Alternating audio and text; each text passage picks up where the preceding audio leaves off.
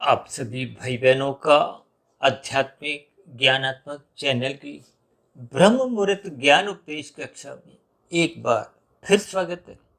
आज की चर्चा का विषय है सत्संग जल्दी कमजोर क्यों। ये देखिए प्रश्न आप सभी भाई बहनों के जीवन में कभी ना कभी उठा होगा या उठ रहा होगा। ये सभी स्थितियां बहुत ही व्यवहारिक है। अक्सर मनुष्य इन सभी स्थितियों पर कोई विशेष विचार नहीं करता, मनन नहीं करता।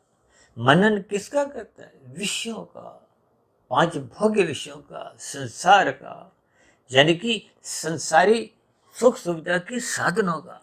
ये सभी स्थितियां आपके हमारे व्यवहार में साधारणतः बनी हुई हैं। इसीलिए आज हमने देखी परमात्मा की प्रेरणा से, गुरुओं के आशीर्वाद से इस विषय को पुनः उठाने जा रहे हैं। हालांकि इन सभी स्थितियों पर हमारी देखिए एक दो नहीं, 10 20 नहीं, 85 100 पता नहीं कितनी बार चर्चाएं हो चुकी हैं। लेकिन फिर भी जैसे जैसे कोई नया शब्द, कोई नया भाव मेरे मन में कुछ आने लगता है, तो मेरा मन फिर उस विषय विशेष को एक अलग दृष्टिकोण से, एक उस पर चर्चा करने का एक मन बना लेता है, ताकि देखिए हम सभी भाई बहन किसी भी प्रकार सत्वगुण से जुड़े रहे। ये सुबह शाम जो हम ब्रह्म मुहूर्त ज्ञान उपदेश कक्षा की वीडियो प्रसारित करते हैं, देखिए जो तो हम शाम की संध्या बेला ज्ञान कक्षा की वीडियो कुछ संसारी विषयों से संबंधित स्थितियों को लेते हैं, जिनमें अक्सर देखिए हम राजनीतिक दलों को ले लेते हैं, आपके हमारी दुकानदारी, व्यवसाय, नौकरी पेशा की स्थितियां, सरकारी विभागों की जो एक स्थितियां हैं, एक साधारण मनुष्य के व्यवहार में जो जो स्थितियां हैं, यातायात की स्थितियां हैं, यानी कि आपके हमारे गली मोहल्ले की या किसी भी प्रकार की जो संसारी गतिविधियां होती हैं, उन सभी स्थितियों को हम इस क्रम में लेते हैं कि प्रकृति के 3 गुणों की स्थितियों का आपको में बोध हो। क्योंकि अक्सर मेरी देखिए ये कोशिश रहती है, प्रयास बना रहता है कि संध्या बेला ज्ञान कक्षा में ये जो प्रकृति के 3 गुणों की स्थितियों को कुछ इस हिसाब से दर्शाया जाए। देखिए हम शब्दों द्वारा, रंगों द्वारा कुछ ऐसे स्थितियों का चयन करते हैं, ताकि प्रकृति के 3 गुणों की रहस्यमय स्थितियों को आप और हम समझ सकें। क्योंकि हम सभी भाई बहन इन 3 गुणों से ही संबंध रखते हैं। आपका हमारा जो शरीर है, देखिए एक साधारण स्तर पर तो मनुष्य को स्थूल शरीर से ही अधिक एक संबंध को बना रहता है। ये सूक्ष्म शरीर और कारण की स्थितियां, ये अधिकतर देखिए शब्दों तक ही सीमित रहती है। मनुष्य इन सूक्ष्म शरीर और कारण शरीर की स्थितियों को गहरे तल पे अपने जीवन में उतारता नहीं, जिसके फलस्वरूप देखिए ये जो आत्मा और परमात्मा की स्थितियां हैं, उनका आपको में कोई विशेष ज्ञान हो नहीं पाता।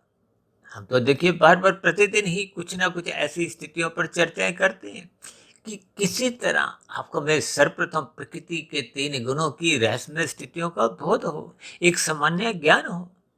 देखिए तमोगुण को पदार्थों से जोड़ा जाता है, रजोगुण को एक क्रिया से जोड़ा जाता है, और सत्वगुण को ज्ञान से जोड़ा जाता है। इन सभी स्थितियों पर हम एक दो नहीं, 10 20 नहीं, 50 100 नहीं, बहुत बार चर्चाएं करते आए हैं। लेकिन फिर भी कहीं ना कहीं एक साधारण मनुष्य इन सभी स्थितियों को यथार्थ रूप से, यानी कि ज्ञान की कड़ियों को क्रमबद्ध तरीके से समझता नहीं है। बस ऊपरी ऊपरी स्तर पर शब्दों को कुछ सुन लिया, उन शब्दों के अर्थ को समझता नहीं है, तो फिर शब्दों तक ही स्थितियां बनी रहती हैं। देखिए जब हम शब्दों के अर्थ समझते नहीं, तो फिर अर्थों के भावार्थ आपको में फिर समझ आते ही नहीं, तो फिर ये स्थितियां स्थूल शरीर तक ही अपना एक सीमित दायरा बनाए रखती है। इसलिए तो आज हमने क्या लिखा है, सत्संग जल्दी कमजोर क्यों। यानी कि ज्ञान की स्थितियां जब मन बुद्धि के स्तर पर ही उतरती नहीं है, तो फिर कारण शरीर पे जाके वो संस्कार रूपी स्थितियां बना नहीं पाती।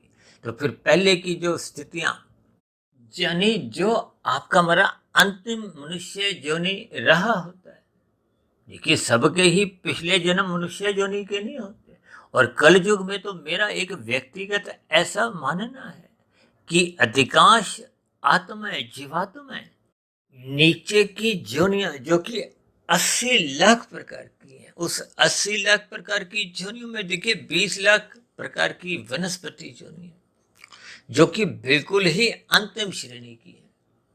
और उसके बाद देखिए, ये जो जल में रहने वाली जोनियां हैं, कीड़े मकोड़ों की जोनियां हैं, फिर पक्षी जोनियां हैं, फिर पशुओं की स्थिति है। देखिए, 20 लाख तरह की तो वनस्पति जोनियां हैं, फिर रेंगने वाले जीव हैं। अक्सर आप देखते हो ना, कभी बैंगन में आपने कोई रेंगने वाला जीव देखा हो।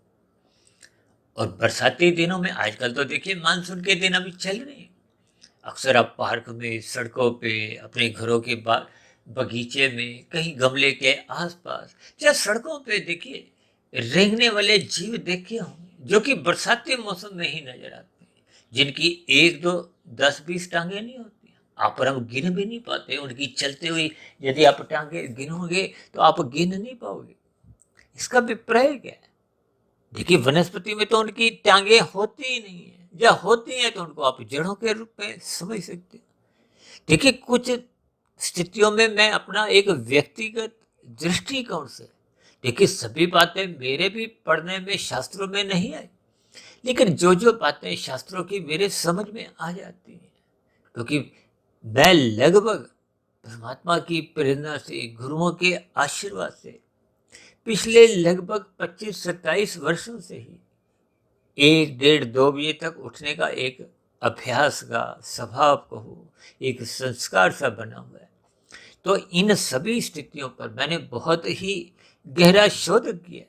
देखिए, ये जो आध्यात्मिक ज्ञानात्मक चैनल सुधीर भाटिया फकीर का जो शुभारंभ है, ये तो मात्र अभी 5.25 वर्ष पहले ही हुआ है, जिसमें आज तक तकरीबन हम 2500 के आसपास वीडियो प्रसारित कर भी चुके हैं।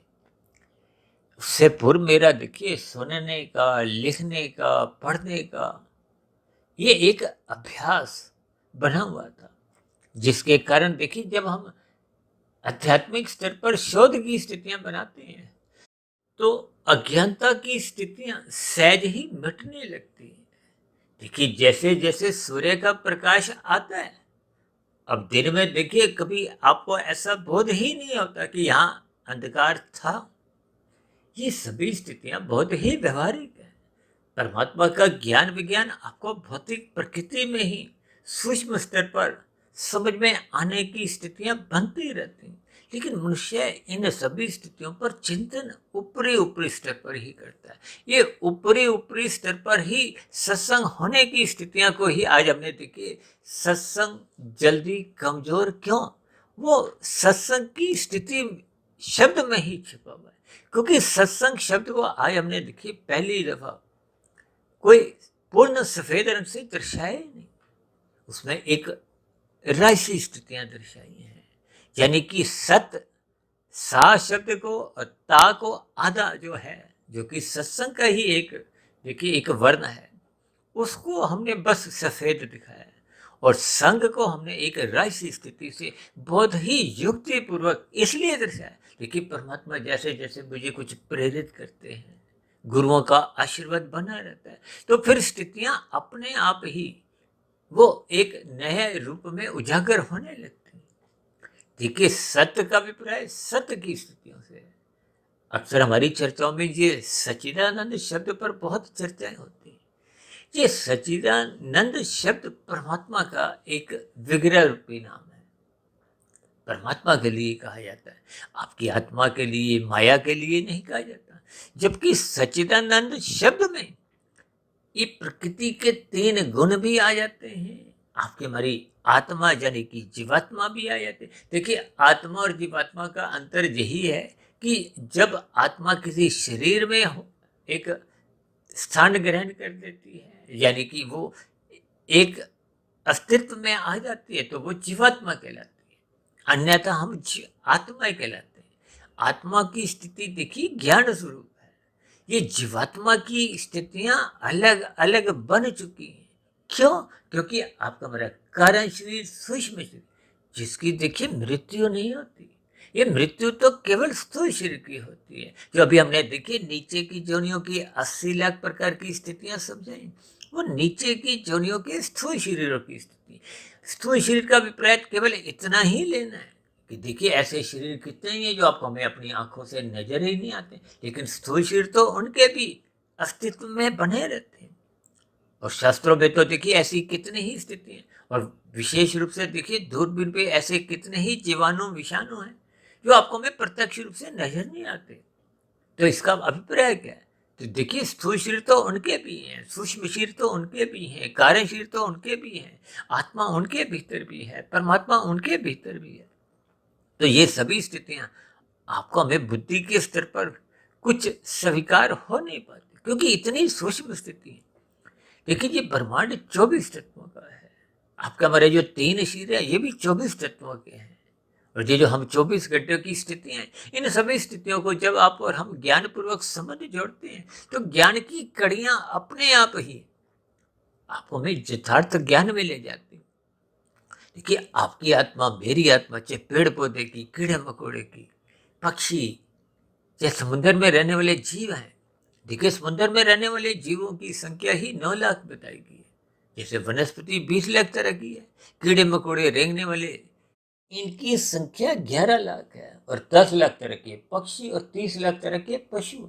ये कुल मिला के 80 लाख हो जाते हैं। ये तामसी जोनी है, दंडमय जोनी है, निकृष्ट जोनी है, कष्टमय जोनी है। इन जोनियों में देखिए किसी भी प्रकार की कोई एक कर्मों की स्थितियां नहीं होती। अब देखिए कोई कुत्ता बंदर यदि किसी को काट लेता है तो उसका कोई पाप कर्मों का कर्मशय नहीं बनता। आप और हम यदि उन कुत्ते को, बंदर को मारते पीटते हैं किसी भी उस कारणवश, आपका हमारा पाप कर्मों का कर्मशय बनता है। देखिए इन सभी स्थितियों को आप जैसे जैसे कर्मबद्ध तरीके से समझोगे, क्योंकि मनुष्य जोनी कर्म जोनी है, और मनुष्य से ऊपर की जोनियां जिन पर अक्सर मैं थोड़ी कम चर्चा करता हूँ, क्योंकि मेरा प्रत्यक्ष अनुभव जब नहीं होता तो मैं उस स्थिति विशेष को शास्त्रों के अनुसार कुछ सीमित दायरे में ही रखता हूँ। ये ऊपर की जोनियां देखिए 3,99,999 है। ये विशेष प्रकार के सुखों से शास्त्रों में इनका संबंध समझाया गया। और जबकि नीचे की जोनियों को तो आपको मतलब कुछ प्रत्यक्ष अनुभव तो है ही है कि उनके जीवन में दुख बने रहते हैं, वो कष्टमय स्थिति है। जैसे आप देखते हो ना, जो अपराधी जिनको जेल की सजा मिलती है, ये नीचे की जोनियां भी वैसे देखिए जेल की ही जोनियां है। यूं तो देखिए मनुष्य जोनी, ऊपर की जोनियां, इनको भी देखिए बंधन रूपी कहा जाता है। ऊपर की जोनियों को आप एक सोने की हथकड़ियों से जोड़ सकते हो, और नीचे की जोनियों को आप लोहे की हथकड़ियों से जोड़ सकते हो।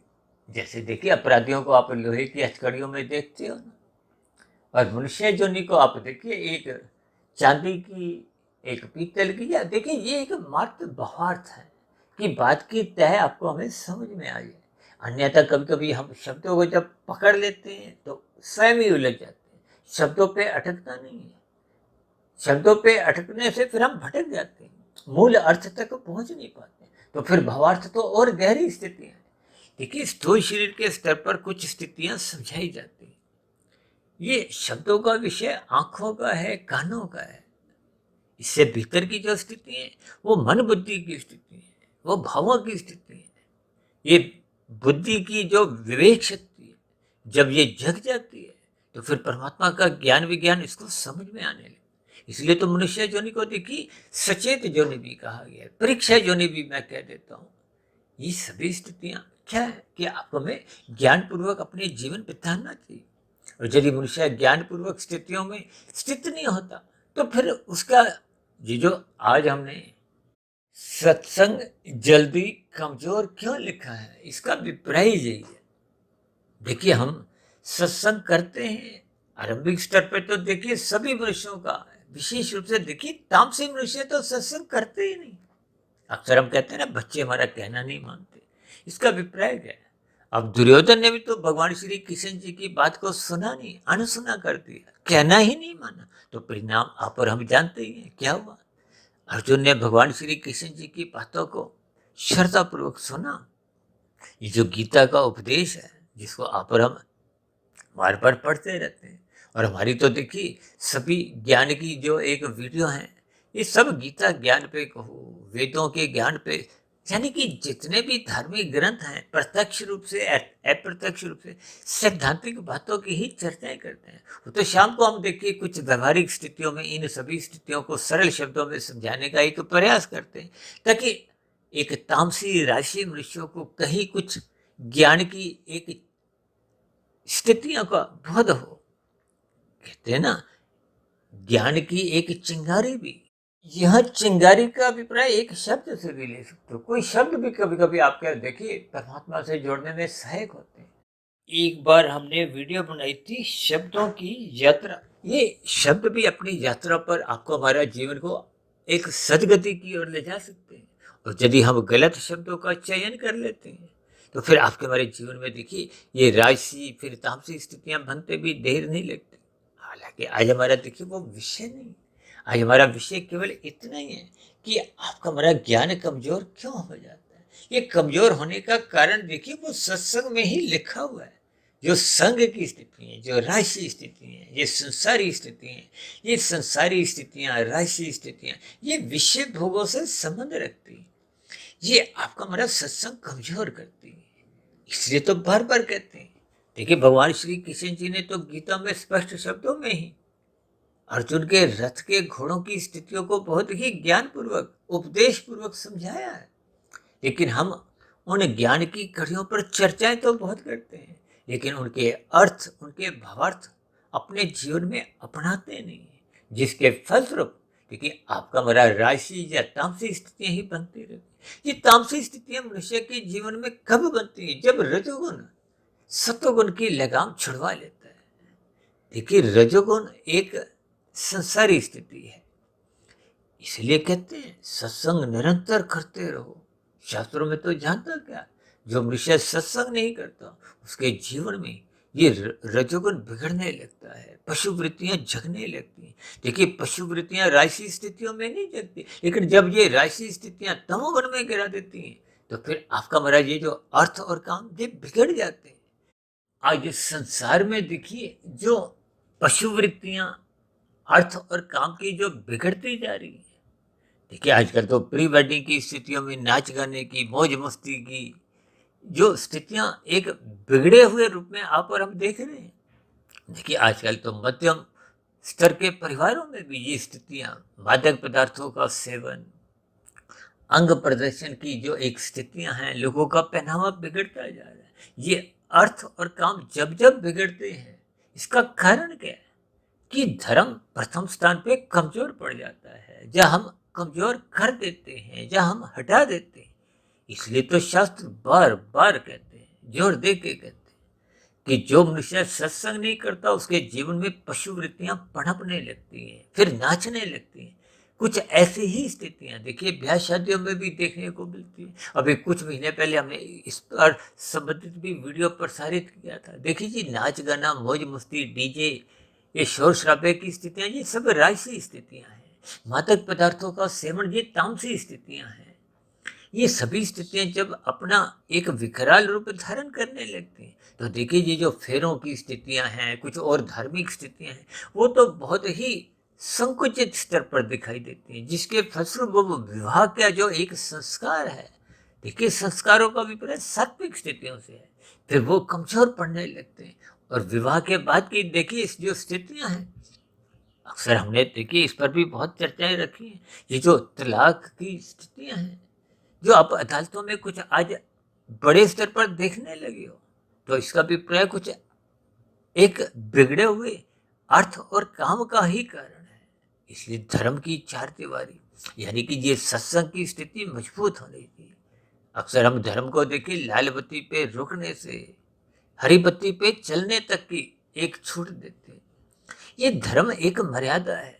यही मर्यादा का पाठ भगवान श्री राम जी ने त्रेता युग में आपको हमें विभिन्न स्थितियों का, जीवन की विभिन्न स्थितियों का बोध कराते हुए समझाया। यही ज्ञान उपदेश धर्म के रूप में भगवान श्री कृष्ण जी ने अर्जुन के माध्यम से आपको हमें समझाया। देखिए दुर्योधन ने भगवान श्री कृष्ण की बातों को सुना नहीं। आजकल देखिए बच्चे भी माता पिता की बातों को अनसुना करते हैं, कहना नहीं मानते, मनोमर्जी करते हैं। तो फिर भविष्य में बनने वाली स्थितियां भी कुछ ऐसी ही आप और हम देख पाएंगे। देखिए ये सभी स्थितियां हो सकता है आपको भी परेशान करती हैं। अभी कुछ दिन पहले हमने एक वीडियो बनाया था ना रेस्टोरेंट से। रेस्टोरेंट का मतलब क्या है? भोग प्रवृत्ति की स्थितियों से। ये भोग आपको में अच्छेद करते हैं। और कुछ दिन पहले ही मैंने एक वीडियो बनाया था फ्रिज और सत्संग की स्थितियों के साथ भी। देखिए फ्रिज हम गर्मी सर्दी 12 महीने क्यों चलाते हैं? ताकि आपके हमारे जीवन में वो जो पदार्थों की जो एक स्थिति है वो बिगड़े नहीं। इसी तरह देखिए सत्संग भी आपको में 12 महीने जीवन भर, यानी कि मरते दम तक मजबूत स्थिति में बनाना है। ये एक धर्म की स्थिति है। हम तो बार बार कहते हैं ये धर्म की चार दीवारी इतनी मजबूत बनाओ, इतनी ऊंची बनाओ कि ये जो अर्थ और काम उस दीवार को, उस धर्म की दीवार को लांद ना सके, कूद ना सके, तोड़ ना सके। ये सभी स्थितियों के देखिए भावार्थ आपको में समझने होते हैं। अन्यथा फिर संसार की देखिए जो स्थितियां हैं, ये भोग विषय जब जब अमर्यादित होंगी, ये आपको में प्रमाद में गिराते हैं। और प्रमाद की स्थितियों में सत्संग अपने आप ही कमजोर होता है। क्यों? क्योंकि देखिए जब तक बुद्धि को सत्संग की खुराक मिलती रहती है, देखिए आप और हम यदि भोजन 2 दिन नहीं खाएं, 4 दिन नहीं खाएं, 10 दिन नहीं खाएं, महीना नहीं खाएं, तो आप और हम जीवित नहीं रह सकते। ठीक इसी तरह आपके हमारे मन बुद्धि के स्तर पर देखिए मन के ऊपर बुद्धि की स्थिति है। जब बुद्धि का नियंत्रण मन पे नहीं होता, क्योंकि मन तो सदा ही विषय भोगों का चिंतन करता रहता है। ये अनादिकाल से ऐसा शास्त्रों में समझाया गया है। ये मन ही बंधन का कारण है, मन ही मोक्ष का कारण है, ऐसा शास्त्रों में बार बार समझाया गया। और मन के ऊपर यदि सात्विक बुद्धि का नियंत्रण बना रहता है तो फिर मन बिगड़ता नहीं। यही तो घोड़ों की लगाम का भगवान श्री कृष्ण जी ने, देखिए वो लगाम क्या है? मन। उस मन को, उस लगाम को भगवान श्री कृष्ण जी ने अपने ही हाथों में रखते हुए उसको विशेष स्तर पर समझाया है। ये गुरु के प्रवचनों को सुनने से, शास्त्रों को स्वाध्याय करने से, ब्रह्म मुहूर्त में निरंतर उठते रहने से आपके हमारी परमात्मा की समुखता बनी रहती है। यानी कि आपके हमारे जीवन की भाग दौड़ कहो, आपका हमारे कार्यशील की जो एक स्थितियां हैं, सूक्ष्म शरीर मन बुद्धि की जो एक स्थितियां हैं, वो परमात्मा की निगरानी में, गुरु की निगरानी में, शास्त्रों के अनुसार निरंतर बनी रहती है।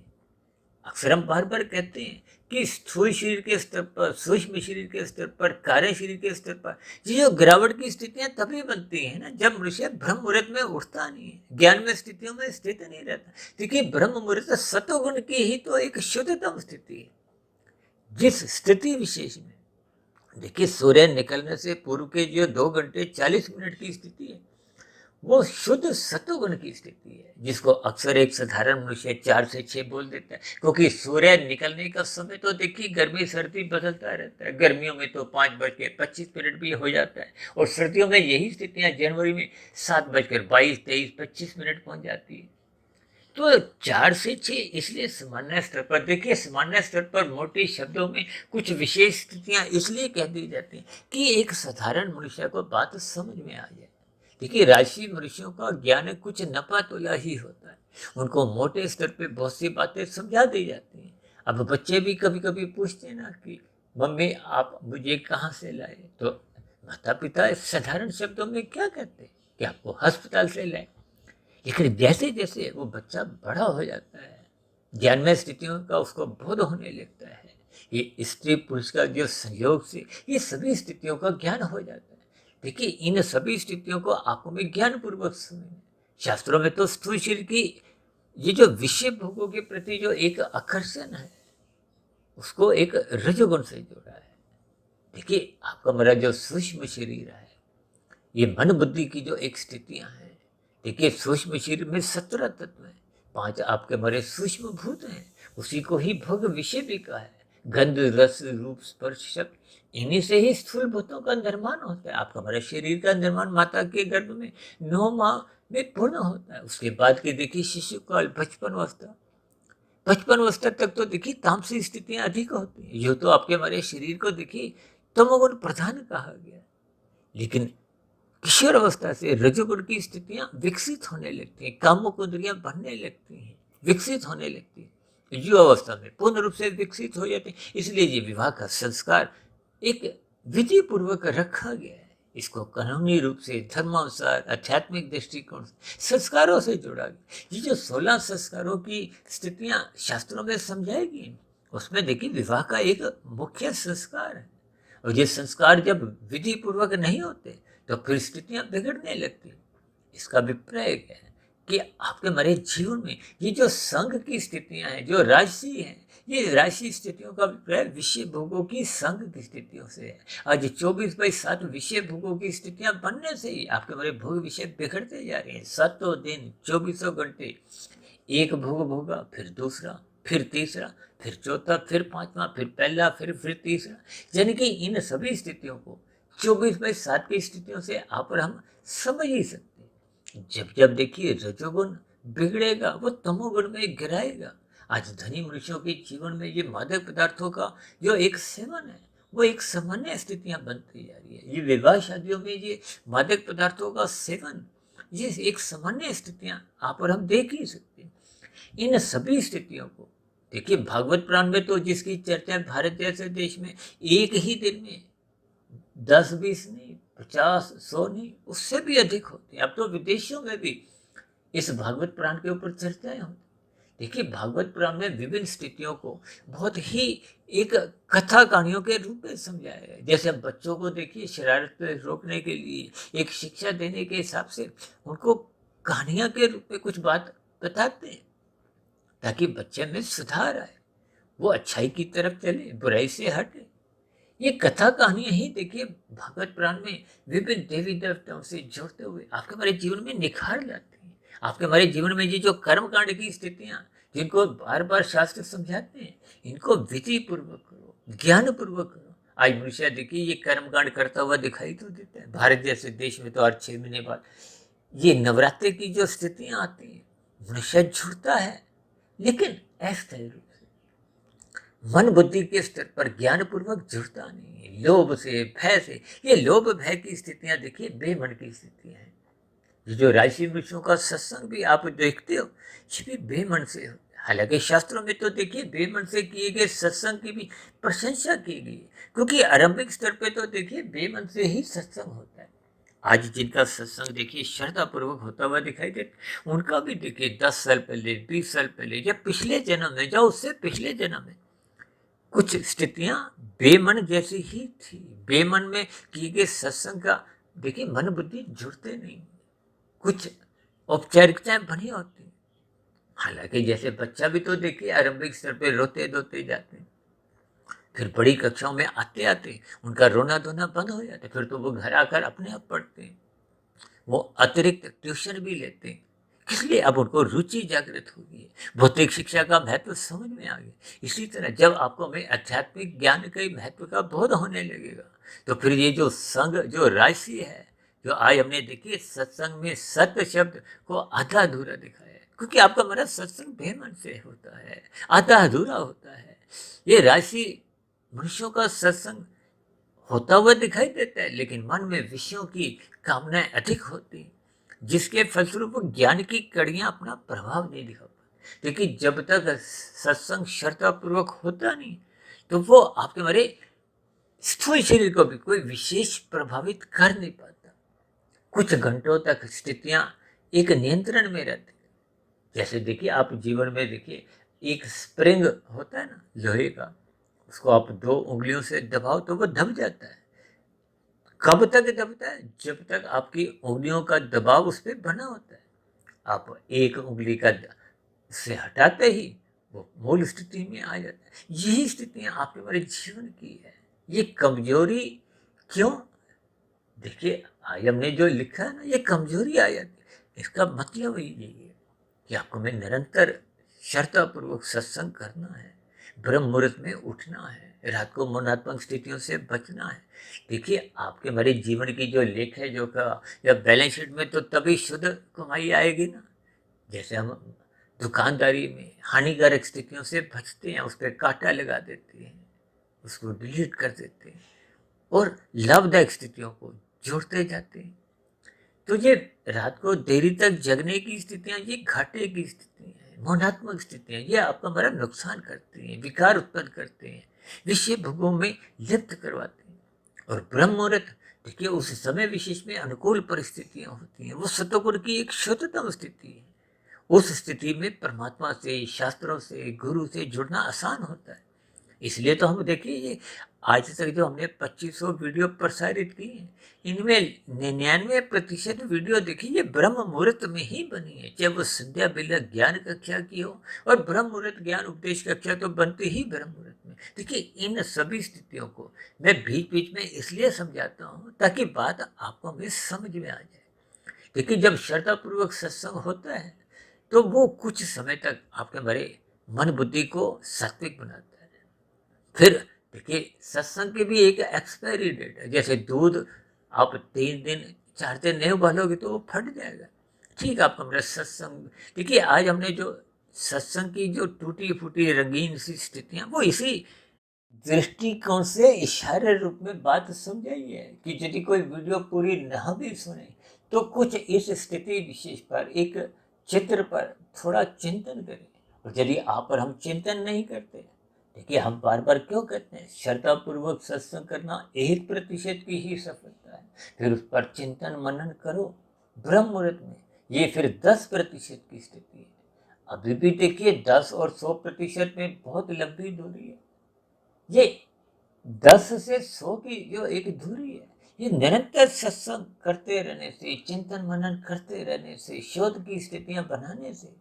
जैसे कोई देखिए वैज्ञानिक कोई शोध करता करता करता करता एक उपकरण का आविष्कार कर पाता है, ठीक इसी तरह आपके हमारी जो ज्ञान में स्थिति है, जो तो देखिए तकनीकी रूप से हम सभी ज्ञान स्वरूप है। ये जो शास्त्रों का ज्ञान हो, चाहे मेरी इन 2500 वीडियो का ज्ञान हो, या और भी देखिए किसी भी प्रकार का देखिए ज्ञान हो, ये ज्ञान आपके हमारे भीतर सब में ही है, क्योंकि हम ज्ञान स्वरूप है। लेकिन अज्ञानता आ चुकी है किसके कारण? इन रजोगुण के कारण, इन विषय भोगों के संग होने के कारण, भोगने के कारण। ये भोगने के कारण ही मनुष्य पाप कर्मों में लिप्त होता है। ये भोग ही मनुष्य के जब अमर्यादित हो जाते हैं, यही मनुष्य से पाप कर्म करवाते हैं। जो मनुष्य लोभ से संग्रह वृत्ति यानी कि धन का संग्रह वृत्ति में जाता है, किस लिए? वो अपने भोगों को सुनिश्चित करना चाहता है, मरते दब तक मिले। उसके बाद देखिए ये सभी स्थितियां अज्ञानता की स्थिति है। आपको हमें ज्ञानपूर्वक समझनी थी। देखिए प्रौढ़ अवस्था के बाद वृद्धावस्था में तो आपका मेरा जो धर्मानुसार धन कमाया हुआ भी आपके मेरे जीवन में काम नहीं आता। इन स्थितियों पर मनुष्य चिंता नहीं करता, जबकि मनुष्य देखिए हजारों लाखों करोड़ों की हेरा फेरी करता है, और उन हेरा फेरियों के कारण जो अपना पाप कर्मों का क्रमशः बढ़ाता है। अब पाप कर्मों को तो देखिए एक गैर जमानती वारंट से जोड़ा जाता है, उनका तो फिर वो निश्चित रूप से दुख रूपी परिस्थितियों से गुजरना होता है। ये नीचे की जोनियों में तभी जाना पड़ता है। देखिए जब आपके मनुष्य जीवन की मरते समय पाप कर्मों की अधिकता हो जाती है, देखिए मनुष्य जोनि तो तभी तुम्हें दोबारा मिलती है जब संचित कर्मों में पुण्य कर्म कम से कम 50-51% रहते हैं। यदि ये अनुपात घट जाता है, देखिए जब हम घोटालेबाजियां करते हैं, संग्रह करते हैं, अनीतिगत कार्य करते हैं, विभिन्न प्रकार के एक अधार्मिक कार्य कानून का उल्लंघन करते हैं, और भी देखिए शास्त्रों के विरुद्ध जो निषेध स्थितियों में ही अपना जीवन लगाते हैं, तो आपका हमारा कर्मशय तो बहुत गहरे तल पे बिगड़ जाता है। तो फिर बिगड़ा हुआ कर्मशय कर्मफल सिद्धांत के अंतर्गत प्रकृति की व्यवस्था में ये नीचे की जोनियों में जन्म लेने को फिर बातें करते हैं। ये नीचे की जोनियां तो देखिए एक परतंत्र जोनियां है, आपकी हमारी मनुष्य जोनी एक स्वतंत्र जोनी है।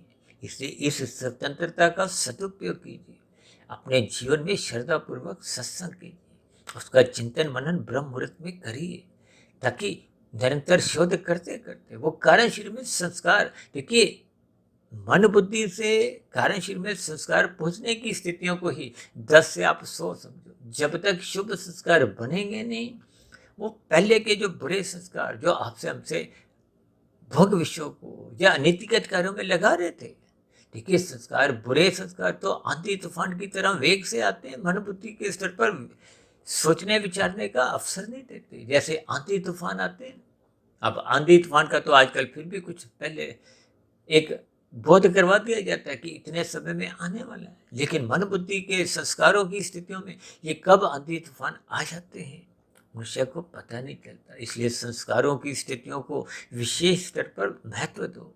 ये शोध की स्थितियां, यानी कि जब तक शुभ संस्कार बनेंगे नहीं, वो पहले के बुरे संस्कारों को मिटा नहीं पाते। जब बुरे संस्कार मिट जाते हैं, ये निरंतर जब कारण शरीर में बुरे संस्कार मिट जाते हैं, दग्ध बीज हो जाते हैं। देखिए, बीज जब जल जाता है तो उसमें कोई अंकुरण नहीं होता। ये अंकुरण मन बुद्धि के स्तर पर फुर्नों की स्थिति है, विचारों की, वृत्तियों की स्थिति है, जो फिर स्थूल शरीर रूपी यंत्र से जबरदस्ती पाप कर्म करवाते हैं।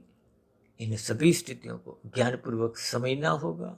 यानी कि इस सत्संग में जो हमने संग शब्द जो राशि स्थिति से दर्शाया है, ये राशि स्थिति ही बिगड़ने पे मनुष्य को तमोगुण में गिराती है। हालांकि आज हमने तमोगुण की स्थिति का कहीं कोई जिक्र नहीं किया, लेकिन इनके एक अंतः भाव आपको समझने होंगे।